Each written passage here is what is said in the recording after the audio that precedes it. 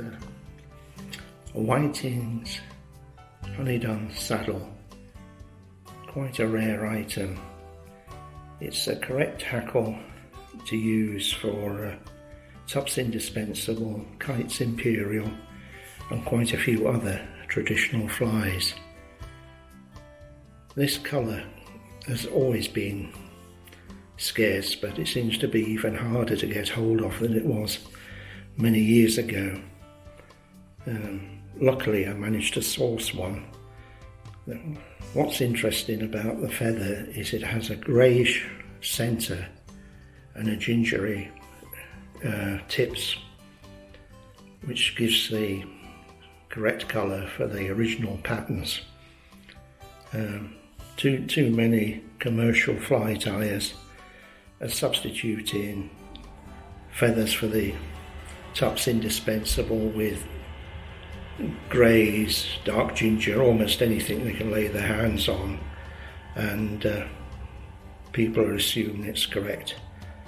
But I've been lucky enough to source one of these saddles after looking for one for umpteen years. I got mine from Lakeland Fly Tying. I'm fairly confident that if you wanted one yourself at the moment in the UK, there just isn't any available. So it's a case of keeping your eyes open and jumping on one when one becomes available. Right, let's get started with the Top's Indispensable. I've got some pale yellow silk which I've well waxed, and as usual I'm just nipping the thread at the top of the hook so that I don't have to waste a huge amount of thread with every fly I tie. I'll wrap down the hook and I'm preparing to tie in the tail. Now for the tail I've got here a very cheap paintbrush that you get in these sort of pound economy shops, and I'm just going to pull off one or two fibres. These tapered, stiff, natural, well not natural, but natural coloured fibres that make really surprisingly good tails for the fly. Lengthwise I'm going for about 1.5 times the hook shank length. Keep hold of the tail as you wind down, that stops it from rotating all around the hook shank. Clip off the waist. Now then, you can probably see I've got one or two too many fibres on the tail, but at this stage it doesn't matter, because what I like to do when I'm fishing is see how the fly is floating and behaving, and with a pair of scissors I'll often clip and trim back the tail, sometimes just removing 3/4 of it until it seems to be sitting and floating correctly. I've just tied in some yellow floss silk. This is real silk, and I'll do a wrap behind the tail and then follow up the body. Now the nice thing with floss silk is it naturally sort of spreads and flattens out and gives this sort of smooth but yet buggy appearance when it's wet. 2 turns to secure, clip off the waist. Now then, the valuable honey-done hackle. Now you can see this lower end of this saddle hackle, there's virtually no there's no sort of like ginger on the margins, so I'm going to strip that waste off.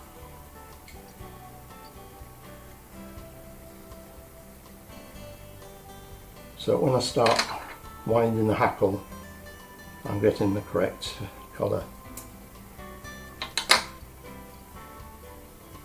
And I've just trimmed it down to within a couple of millimetres, so that's that hackle readily prepared for use. Now then, the dubbing of this fly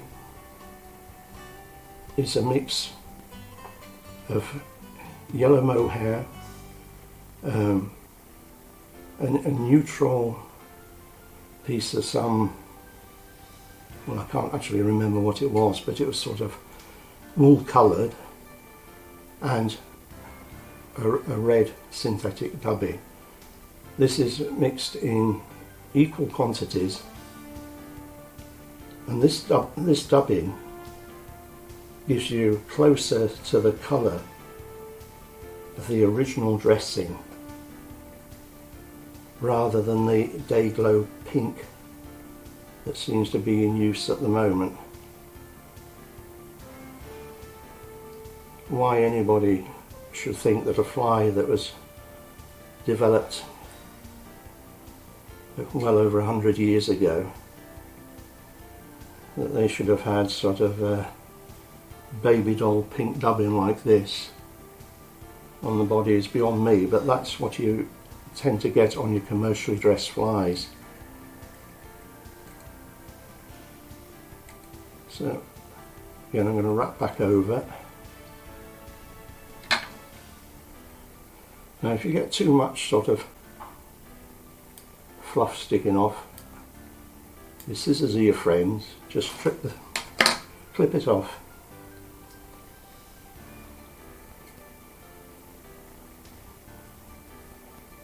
Here we tie that honey down saddle feather.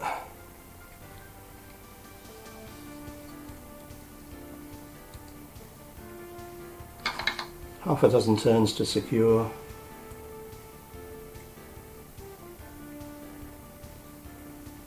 Clip that bit of stalk away. Now then, on these genetic hackles, you probably only need between 3 and 6 turns to get a nicely hackled fly. I'm putting a fair bit of pressure on the hackle, much more than you do with a non-genetic feather, because these whiting and Metz feathers, the centre stalk is so much more resilient. Right, that's hackle clipped off. Now 1/2 hitch to secure. Now I'm using the whip finish tool to finish off the head. 1, 2, 3, 4 is enough.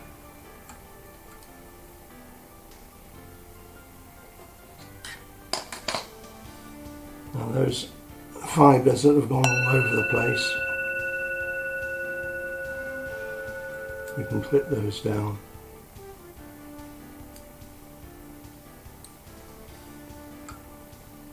Whip off the thread. Now,